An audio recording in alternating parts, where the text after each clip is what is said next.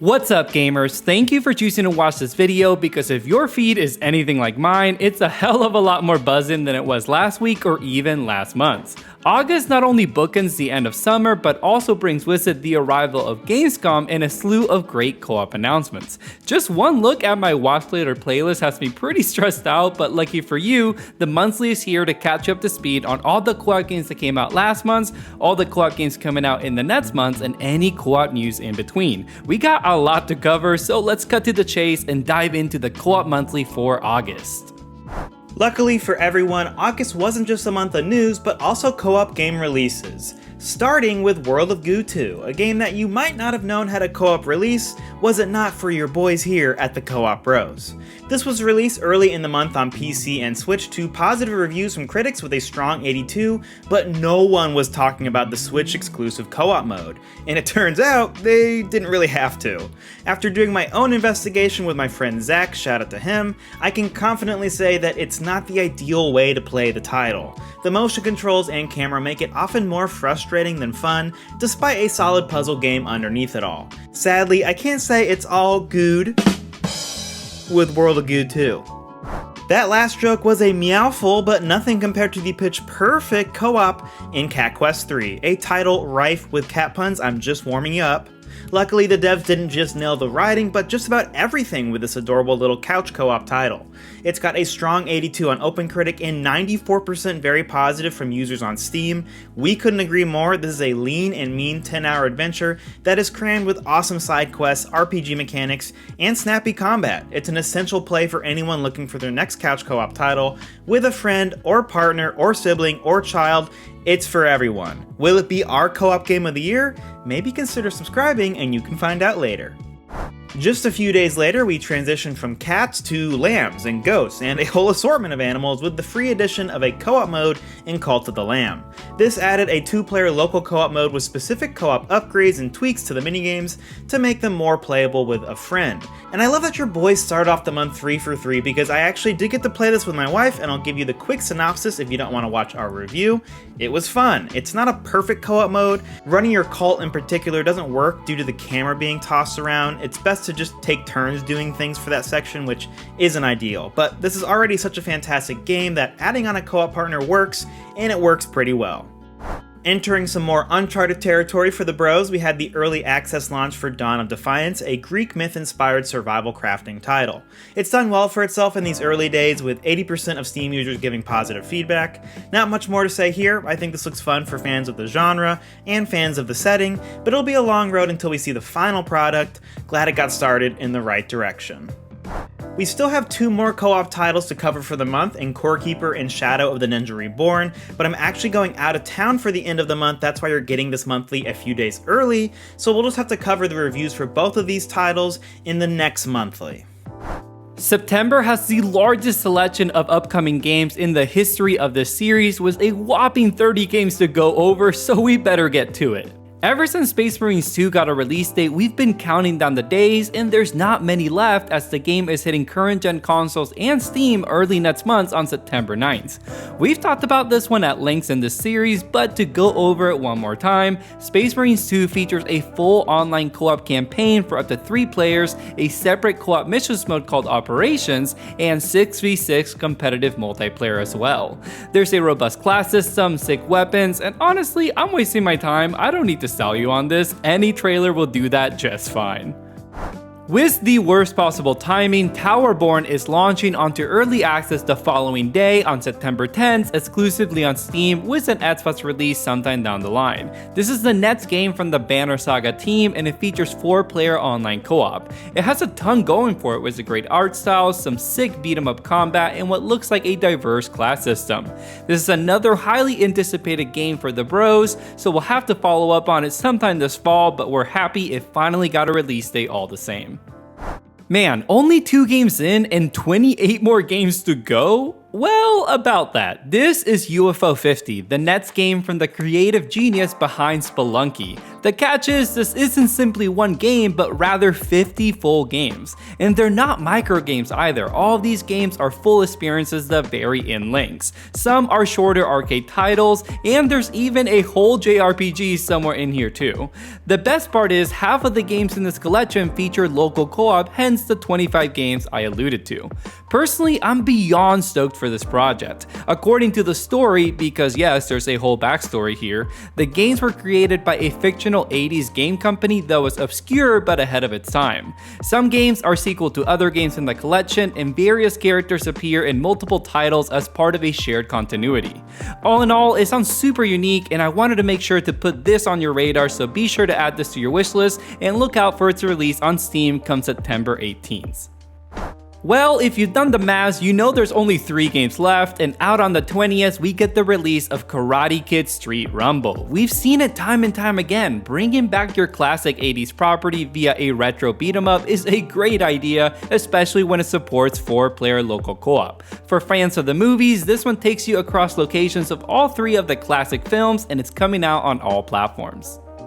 After anxiously waiting for that 1.0 date, we finally got what we wanted, as Ravenswatch is now launching on September 26th. The 1.0 update is first coming to Steam before the game launches on consoles sometime this fall. We actually played through the first chapter of this last year in early access and absolutely loved it. It's a 4-player online co-op roguelite featuring iconic storybook characters like Little Red Riding Hood, Beowulf, or Aladdin, but in a dark fantasy setting. And the whole storybook character thing isn't a gimmick either. They actually strive for accurate depictions of these characters, so the Aladdin in this game is probably more accurate than the one you know from Disney, which I think is pretty cool. If you want to know more, check out our preview on the game and stay tuned for our full review shortly after launch. And the last game for this block is Iron Meat, which is launching on September 26th as well. This is a retro 2-player local co-op run-and-gun shooter, which basically means it's a Contra-like game. I like the tone of this one a lot, like how you can unlock a skin that's just a shark head on a robot body with dinosaur feet. Their words, not mine, but yeah, that sounds pretty sick. If you think so too, look forward to playing it on your platform of choice later this fall. With the Wii Shop music playing, I'm sure you all know what time it is. It's the Patreon promotion segment. Shout out to Will Shreve, Multiplayer Mayhem, Dixon Denham, and Mr. Leon for joining since our last monthly. They're getting benefits like a monthly newsletter, voting on upcoming video topics, and Play and Banter, our Patreon exclusive series where we talk about our thoughts on games while we're playing them. It takes some real talent, let me tell you. And best of all, we're offering both of our tiers at a very low price of $1 or $3. So consider supporting our humble 2-man team so you can get a shout out next monthly. Now back to the show.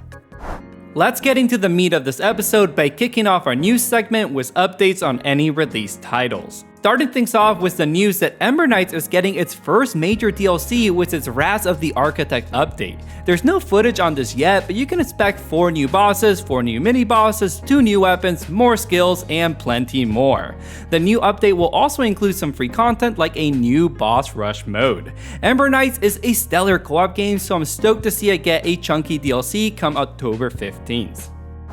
River City Girls 2 is getting a very fun crossover DLC with Billy and Jimmy from Double Dragon coming in as playable characters. Alongside this DLC, the game will also get some minor free content like 2 new shops and some new accessories. No release date yet, but we'll keep it posted once we know one.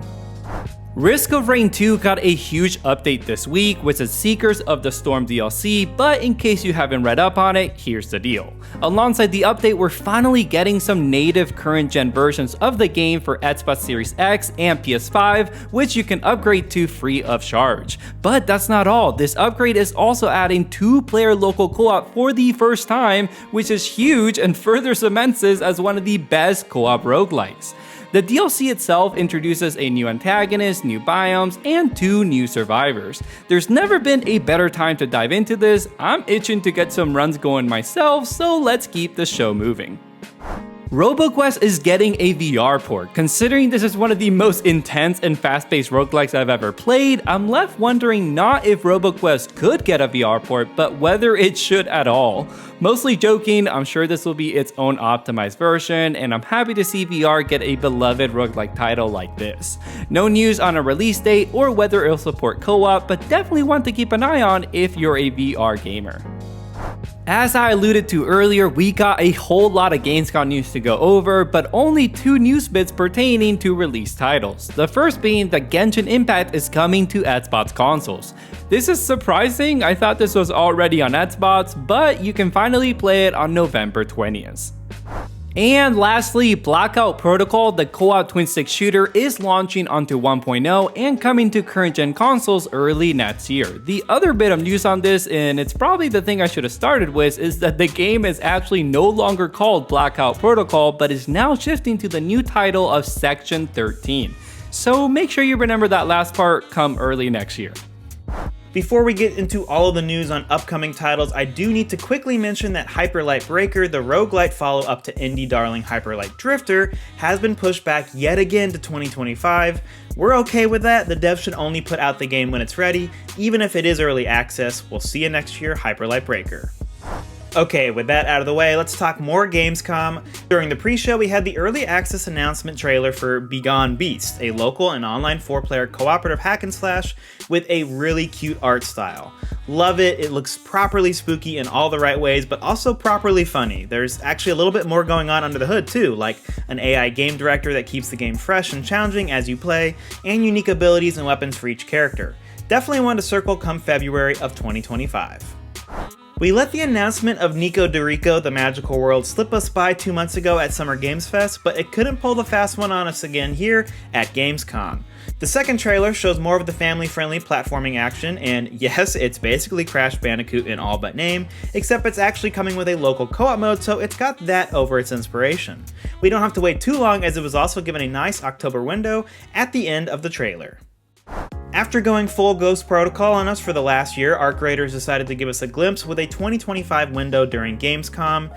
Honestly, kind of a lame trailer. It's not a good look to return from radio silence with nothing more than vague cinematics and no real gameplay. Friendly reminder, if you have forgotten about this one, it was a PvE game turned into a PvEvP extraction shooter. If you're still interested, they'll have some playtests this fall, so check their Steam page for more. Path of Exiles 2 got a nice spotlight during opening night live and didn't come empty-handed. We finally now know that the early access period will begin on November 15th, 2024. And unlike most titles, this early access launch won't be exclusive to PC, but also available on PlayStation and Xbox consoles. The game looks stunning and is doing everything it can to give Diablo 4 a run for its money, and I'm here for that. With both local and online co-op and cross-progression across all platforms, you and your friends can be too. In the lead up to Gamescom, the team at Capcom was whetting our appetite with some weapons overview trailers for Wilds, but then they just unleashed the flood when it came to actual proper Gamescom. We got a new trailer, tons of previews, and entire streams where we could see a full look at how the game plays. It was a lot, it all looked fantastic. After watching most of it, here's how we're feeling and what we're noticing. I think this game is going to end my marriage. It looks like everything we loved about World and Rise rolled into one. The mount system with all 4 of your co-op buddies looks like it'll totally change the direction of the hunt. Plus, I love the Palico riding on the back, that is so freaking cute. And you can now have 2 weapons, which means you can switch weapons mid-hunt. Simple but revolutionary, and each map is completely seamless with the hub world. You can ride in and out and start a hunt simply by attacking a monster. Quest boards are going to be a thing of the past. This is a dream game, and every time I see it, it gets better and better. We got an early access release window for Delta Force during Gamescom, and also a name change. They dropped the Hawk Ops, which is probably good for SEO.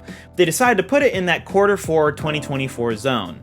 The title will include 3 modes, an extraction PvEvP mode, a traditional PvP multiplayer mode, and a remake of the Black Hawk Down campaign that I'm pretty sure will have online co-op, hence us mentioning it here in the monthly.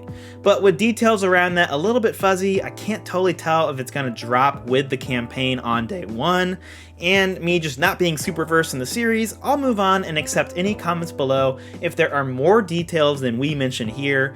Thank you in advance.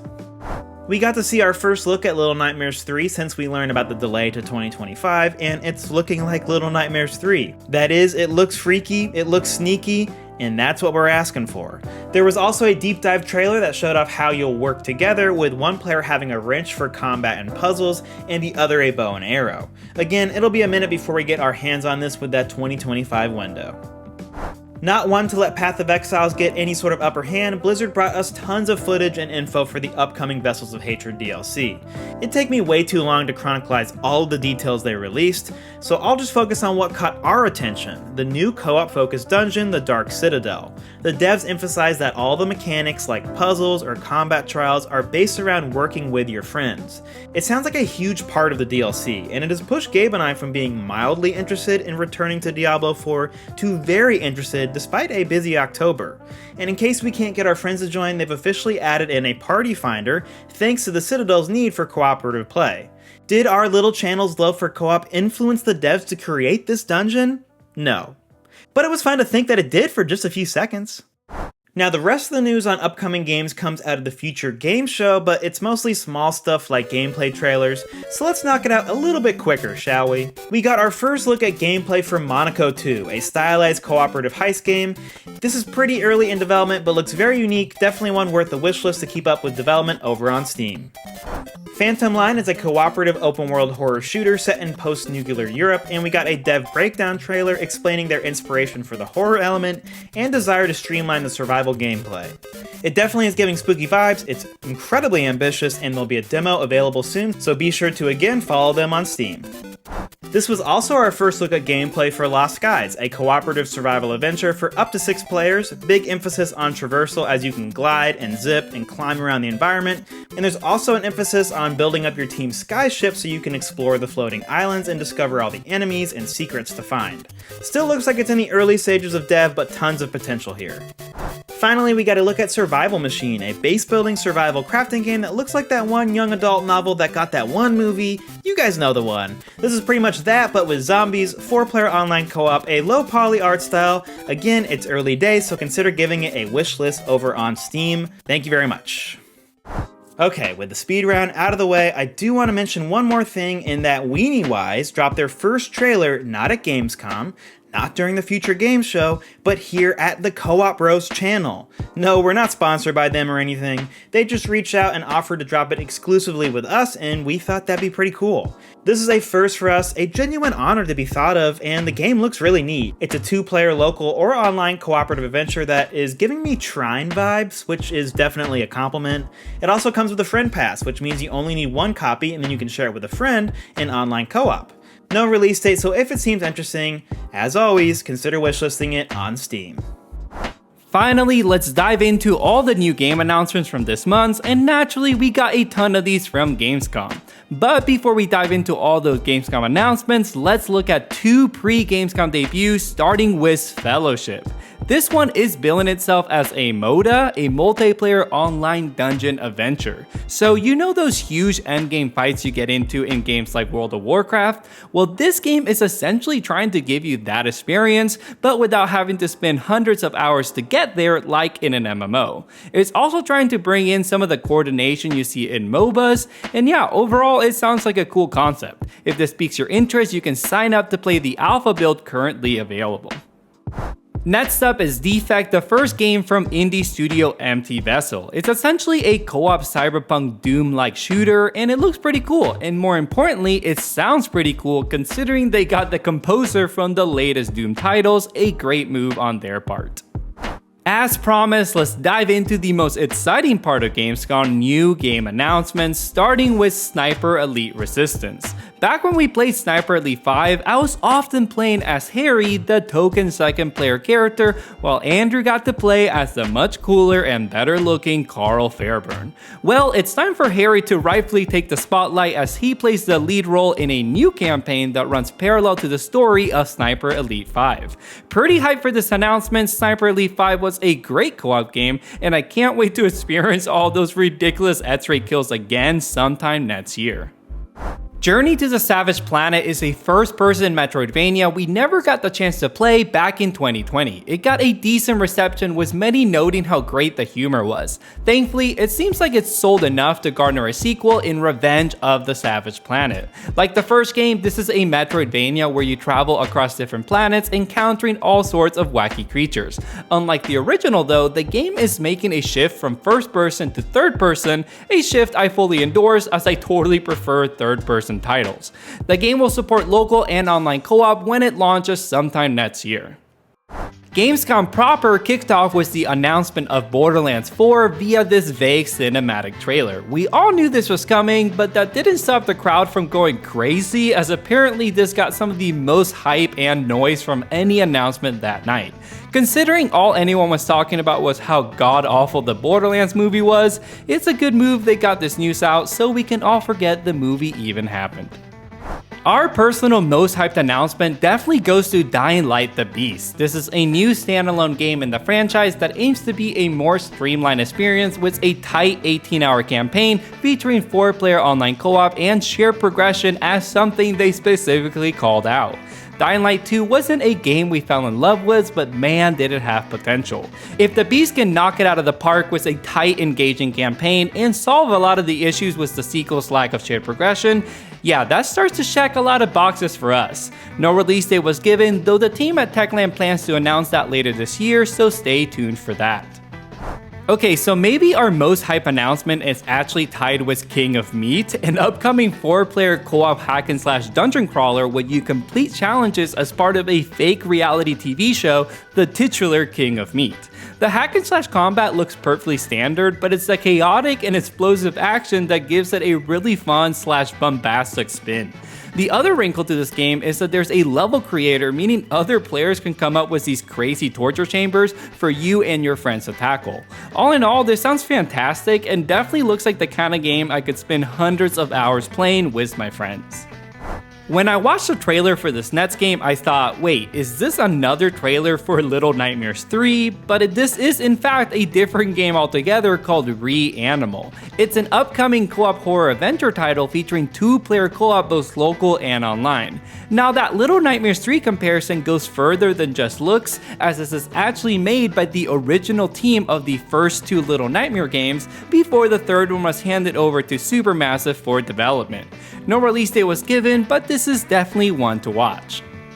Next up, we have Brute Horse. This only got a brief reveal trailer, but is set up to be a co-op platformer with a nice art style, emphasis on humor, and featuring local 2-player co-op when it comes to PlayStation, Xbox, and Steam sometime next year. Lonely Mountain Snowrider is a sequel to Lonely Mountain Downhill, but here you're trading your mountain bikes for skis and can bring your friends along in a couple different game modes.